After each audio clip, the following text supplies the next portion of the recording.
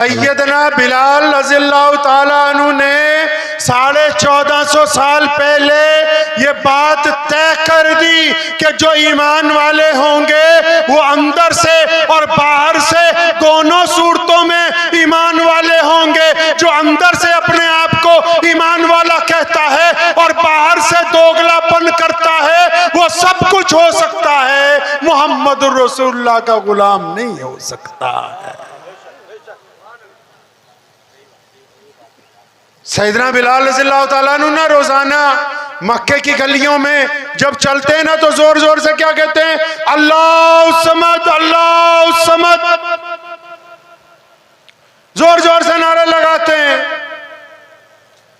अबू बकर सिद्दीक ने कहा एक दिन, यार बिलाल तू रोज जोर जोर से नारा लगाता है, ये रोज तुझे मारते हैं, तो अगर तू आहिस्ता कह लेगा। फरमाने लगे हजरत अबू बकर सिद्दीक को सैयदना बिलाल के मेरे शेख, जब तक मैं अल्लाह का नाम रसूलुल्लाह का नाम बुलंदी से ना लूं और जब तक ये मुझे मारे ना तब तक तो लुत्फ आता ही नहीं है। एक दिन पहुंचे घर, शाम को घर पहुंचे, शाम को अम्मा ने कहा बिलाल को, कहने लगी बेटा मैं ये चाहती हूं कि तू और मैं मक्का छोड़ के कहीं और चले।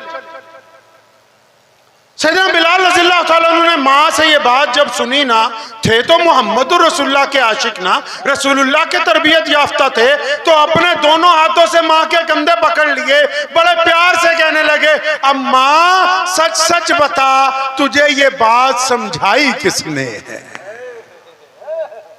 फरमाया सच्ची बता कि ये बात किसने समझाई है आपको?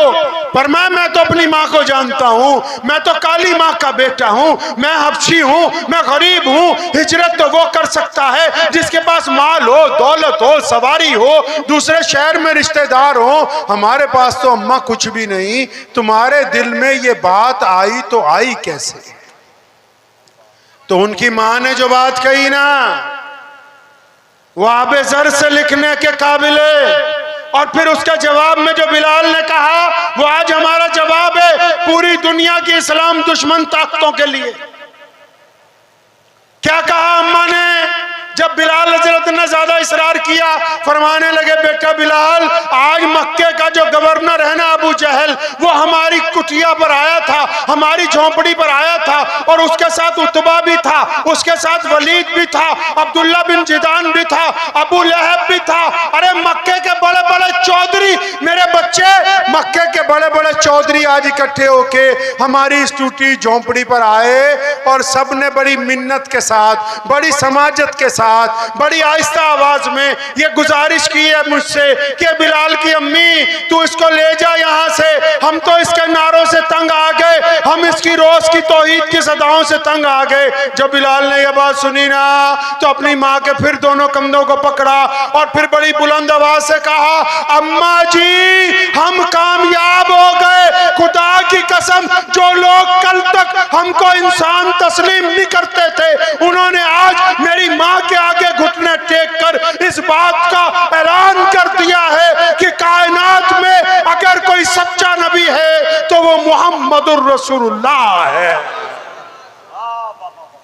फरमाया दुश्मन ने हमारी ताकत को तस्लीम कर लिया,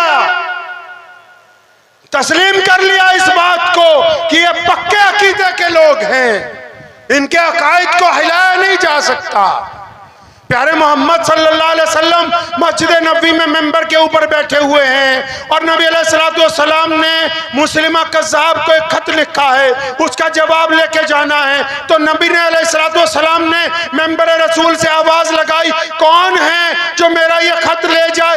एक सहाबी खजूरें बेचते हैं, खजूरों की छाबड़ी सर पर है, मस्जिद नबी में आके बैठे, भूख लगी हुई है, चंद खजूरें मुंह में डाली। जब रसूलुल्लाह ने कहा ना कौन है जो मेरा खत लेके जाए, ये हड़बड़ा के उठे सैयदना हबीब बिन ज़ैद रज़ियल्लाहु ताला अन्हु, इतनी हड़बड़ा के उठे कि मुंह में से 2 खजूरें गिरी। सहाबा हंसने लगे कि हबीब इतनी ज्यादा तेजी है कि तुम रसूलुल्लाह की बात पर लब्बैक कहने के लिए उठ गए। फरमाया अगर मेरे खजूरें खाते खाते कोई और ये बाजी ले जाता तो?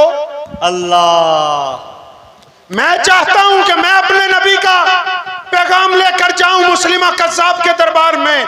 और फरमाते हैं कि ये बिल्कुल गरीब सहाबी थे, पाँव में जूती नहीं थी, कपड़े फटे हुए थे, लेकिन जब फरमाने रसूल हाथ में आया, जब घोड़े पर बैठे नेजा लेके इस तरह चले जैसे कोई सिपह सलार चलता है, और मुस्लिमा कज़्ज़ाब के जब उसके दरबार के अंदर पहुंचे, उसके कालीन में अपना नेजा गाड़ा और फिर अपना खत जब नबी अलैहि सलाम का पेश करने लगे, तो उस मगरूर बादशाह ने, उस झूठे नबी ने एक बात कही। उसने कहा नौज़बिल्लाह, मैं ये खत नहीं पकड़ूंगा, तुम लेके आए हो, तुम ही पढ़ के सुना दो। अब फिर देखो इन्होंने क्या किया, उस खत को खोला, उसमें लिखा था ये खत है अल्लाह के नबी मोहम्मद रसूलुल्लाह की तरफ से मुस्लिमा कज़्ज़ाब के नाम। अभी जब इतना ही पढ़ा, बादशाह को गुस्सा आ गया। क्यों? कज़्ज़ाब तो बेईमान को कहते हैं, कज़्ज़ाब तो झूठे को कहते हैं। पूरे दरबार में उसकी बेइज्जती हो गई थी। उसने हजरत हबीब बिन ज़ैद से कहा अपने लफ्ज वापस लो।